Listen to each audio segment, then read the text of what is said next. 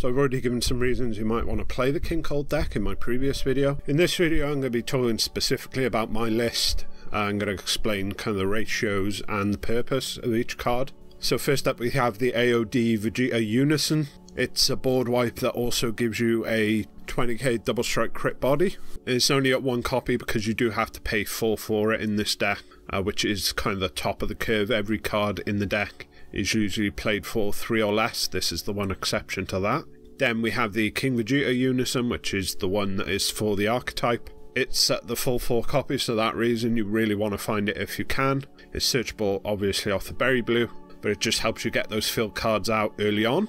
And then once you hit 4 markers you can do the -3 to try and go for game.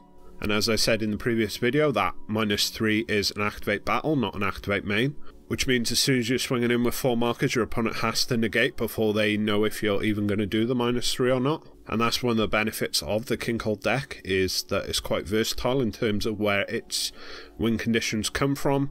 It can be the leader, it can be Unison, or it could be battle cards. So if you're against an opponent's deck that's really good at dealing with one of those types of cards, you just focus on the other 2. Then next up we get into the field cards. So we start off with Anticipated Onslaught, that's at 4 copies. This card draw in and of itself, it triggers the leader, and it lets you play some of your Frieza clan or Frieza armies that are 2 or less from your hand. And as we can see as we go along, we have quite a few targets. The one thing you need to bear in mind is if a card's cost is reduced in its hand to 2 or less, then it can be played off of Anticipated Onslaught. So even some of these cards that don't look at first glance like they should be able to be played off of it, like the Chilled and the 4-cost Frieza, they obviously can be because they get their cost reduced. And then obviously its second auto is one of the payoffs you have in this deck for getting rid of your own field cards. But yeah, this is at 4 because again, you need your field cards with this leader, and this is, I would say, probably tied with the next card we're going to be talking about, a new ruler, in terms of which is the most important, which is why they're both at 4 copies. And next up we have a new ruler, and obviously this is more card draw and Self-Awakening. The biggest impact this card has on the deck is that you can only grab a mono green card from the top 3, which is why we're literally only running 1 card in the deck that isn't mono green. So if there's some cards you're thinking about of why am I not including them, and they are multicolour, then that's probably part of the reason. And the 2 cards that we don't take go to the bottom of the deck, and we only have one way of shuffling our deck, which is the berry blue. So if cards do get placed on the bottom with a new ruler, they are pretty much going to stay there. Then we have Terrified Realization. This is only at 2 because it's by far the weakest field card that we have. Its permanent isn't that great given all our Frieza clans 5k boost if we have enough field cards out. That really doesn't help that much. Every once in a while we might force our opponent to combo with an extra card from their hand. But besides that, we do want to keep running it because obviously we can only have 1 of each field card out at a time. So if we only had 3, we would struggle to play a field card each turn and trigger our leader's auto. Then we have Unstoppable Invasion at 3. This could quite easily be at 4, especially as I was saying before about how your leader can be a win condition. But there are some matchups where this card isn't going to be super useful, especially if it's something like the Yellow Shin Shenron deck where they can lock your leader down for a turn. So yeah, that's only there at 3 copies for that reason. Then we have King Cold's Dynasty at 1. We kind of have to include this card because it starts in the battle area. So we don't need any other copies because it shouldn't ever be removed from our battle area. Even a lot of our own skills we're not able to choose. King Cold's Dynasty. Then we have Frieza Charismatic Villain because it's Frieza Charismatic Villain, the best green counterplay in the game at the moment, and that's why we have it at the full 4 copies. Then we have Defending Father Paragus as our super combo.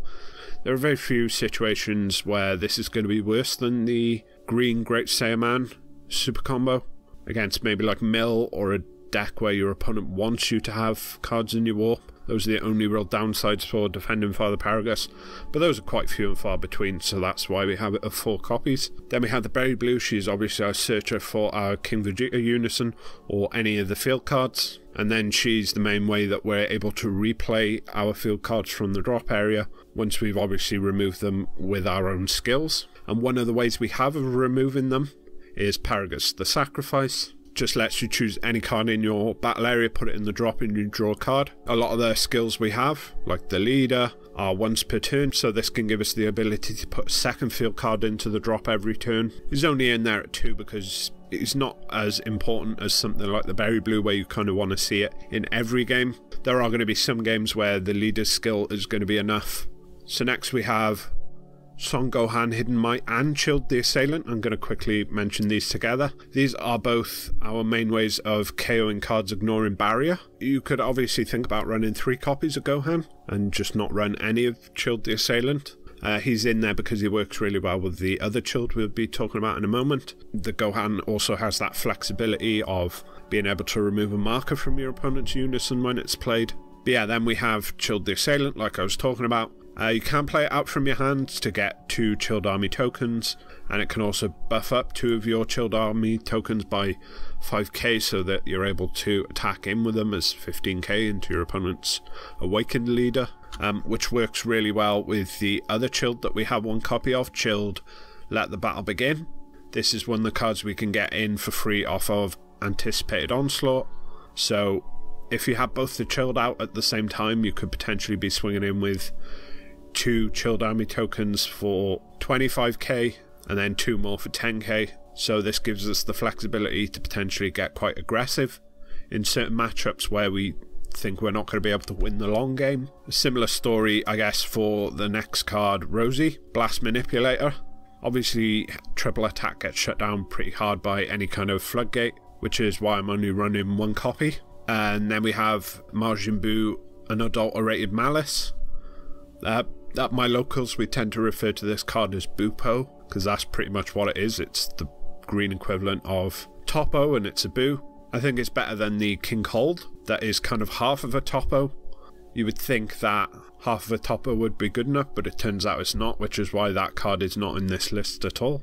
You could potentially try and up this card, but I feel like we have enough negates in terms of our extra cards that I don't think we necessarily need to rely on more copies of this Buu. Buu might feel differently if you decide to run the deck. Then we have the 4-drop Freezer, Revived and Reviled. It's in there as dual attack, blocker, and also a way to remove our own field cards during our opponent's turn. And if your opponent isn't playing around it, that can sometimes give you a 2-for-1. You block with this guy, you get rid of a field card, then Anticipated Onslaught KOs something else other than the card they're attacking with. Is only in there at 2 because he's not always the best card to find. I very rarely do want to actually pay 2 for it. It's better as a target to get off of Anticipated Onslaught. Then we have Golden Freezer, Pinnacle of the Clan. This in there as another 5 cost double strike deflect in kind of the same way as the Gohan is.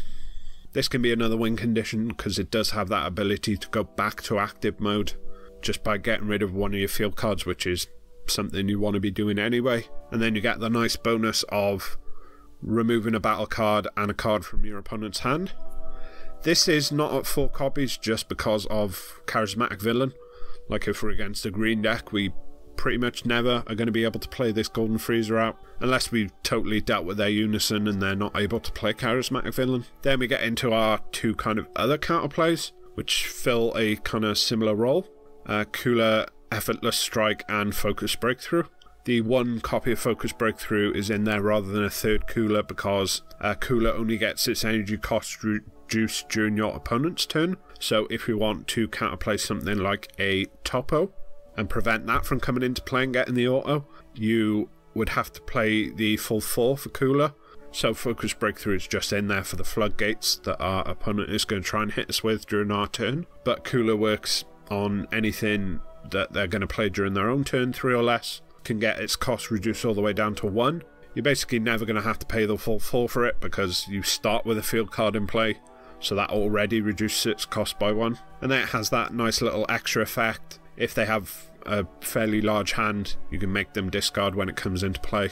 Then we get into our extra card negates. First up we have Dormant Potential Unleashed. Only reason it's not at 4 is because it doesn't actually negate the attack. While Dormant Potential can shut down the rest of your opponent's turn, which is another reason we're not running more than 1 copy of the Buu, it does have the issue of the first attack is going to go through. And sometimes the first attack of your opponent's turn is going to be a big threat. It's going to be something with triple strike and you're only on 3 life. So that's why we have both Homicidal Clones and Royal Supremacy in the deck, as like other potential free negates that actually do hard stop that attack. Obviously Homicidal Clones gives you the blocker, so you potentially stop 2 attacks, whereas Royal Supremacy lets you KO up to a total of 3. Then we have Fuse the Master Deity's Wrath. Obviously we have a fair number of 5 costs in this deck. We have Charismatic Villain, we have the Gohan, we have the Golden Frieza. And so this is just a way for 1 energy to kind of extend our plays and have that extra 20k attack, because sometimes that's all you need is 1 more attack for the turn. And Deity's Wrath lets us do that for only 1 energy. His auto of making your opponent drop a card when he attacks is nice as well. Sometimes you can get him down a bit early and wear away at your opponent's hand with him. But I wouldn't go for more than 1 copy. I think I would add more Gohans before I added an extra Deity's Wrath. But it is nice to have it in there for that little bit of flexibility it gives you of being able to extend your turns. And it's a similar case with the SS4 Bardock. Like I said, this is the only card in the deck that isn't mono green. But other than Berry Blue, we don't really have much way of getting cards back from our drop area, so we're not too worried if we have to overwhelm to try and go for game. And then finally we have our secret rare, which is Majin Buu, Incarnation of Demonic Evil. You could try and run Xenocell in the deck, but you would then run into that issue with a new ruler. If you find it, it's going to go to the bottom of your deck. And I think the Buu can work really well, in particular with the King Vegeta Unison.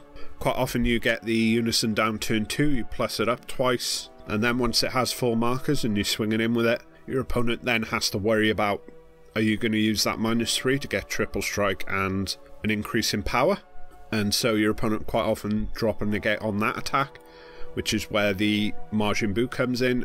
It's a way to force through that Unison attack, and then if for some reason they're able to combo out of that, it gives you a 40k double strike body in and of itself. But more often than not, you're going to be using it for its ability to negate a counter attack skill, and then you'll win the game off of that attack that you've forced through.